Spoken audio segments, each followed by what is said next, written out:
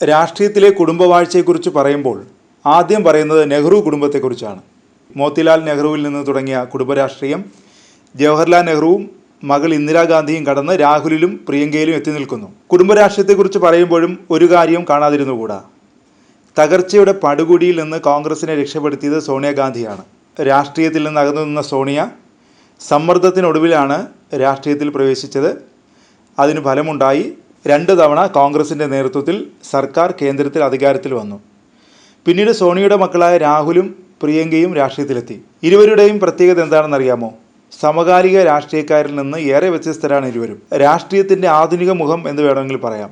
പോരായ്മകൾ ചൂണ്ടിക്കാട്ടാം, എന്നാൽ അതിനൊപ്പം പോസിറ്റീവ് വശവും കാണാതിരുന്നുകൂടാ. ആരോഗ്യ പ്രശ്നങ്ങളാൽ സോണിയ ഇപ്പോൾ രാഷ്ട്രീയത്തിൽ സജീവമല്ല. എന്നാൽ രാഹുലിനൊപ്പം പ്രിയങ്കയും രാഷ്ട്രീയത്തിൻ്റെ മുൻനിരയിലുണ്ട്. പ്രിയങ്കയിൽ ഭാവി ഇന്ദിരയെ കാണുന്നവരുമുണ്ട്. ഇന്ദിരയുടെ ഭർത്താവ് ഫിറോസ് ഗാന്ധിയും രാഷ്ട്രീയത്തിൽ സജീവമായിരുന്നു. വേറിട്ട രാഷ്ട്രീയ പ്രവർത്തകനായിരുന്നു നെഹ്റുവിൻ്റെ ഈ മരുമകൻ. പ്രിയങ്കയുടെ ഭർത്താവ് റോബർട്ട് വാദ്ര തെരഞ്ഞെടുപ്പ് രാഷ്ട്രീയ മോഹം തുറന്നു പറഞ്ഞത് അടുത്തിടെയാണ്. കുടുംബമണ്ഡലം എന്ന് വിശേഷിപ്പിക്കാവുന്ന അമേഠിയിൽ മത്സരിക്കാനുള്ള ആഗ്രഹമാണ് റോബർട്ട് വാദ്ര പ്രകടിപ്പിച്ചത്. എന്നാൽ എന്തുകൊണ്ടെന്നറിയില്ല, പിന്നീട് തെരഞ്ഞെടുപ്പ് മോഹവുമായി വാദ്ര മുന്നോട്ട് പോയില്ല. മാത്രമല്ല, പ്രിയങ്കയും തെരഞ്ഞെടുപ്പിൽ മത്സരിച്ചില്ല. നെഹ്റു കുടുംബത്തിലെ അടുത്ത തലമുറ രാഷ്ട്രീയത്തിലേക്ക് എത്തുന്നോ? ഈ തിരഞ്ഞെടുപ്പ് ഒരുപക്ഷെ അങ്ങനൊരു സൂചന നൽകുന്നുണ്ടോ?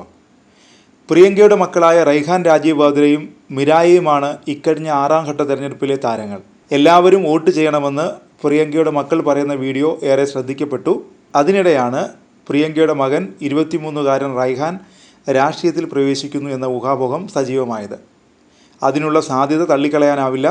കാരണം രാജീവ് ഗാന്ധിയും രാഹുലും പ്രിയങ്കയും ഒക്കെ തുടക്കത്തിൽ രാഷ്ട്രീയത്തിൽ നിന്ന് വഴിമാറി നടന്നവരായിരുന്നു. ഫോട്ടോഗ്രാഫിയെ ജീവനു തുല്യം സ്നേഹിക്കുന്ന റൈഹാൻ രാഷ്ട്രീയത്തിലെത്തുമോ എന്ന ചോദ്യമാണ് ഇപ്പോൾ ഉയരുന്നത്.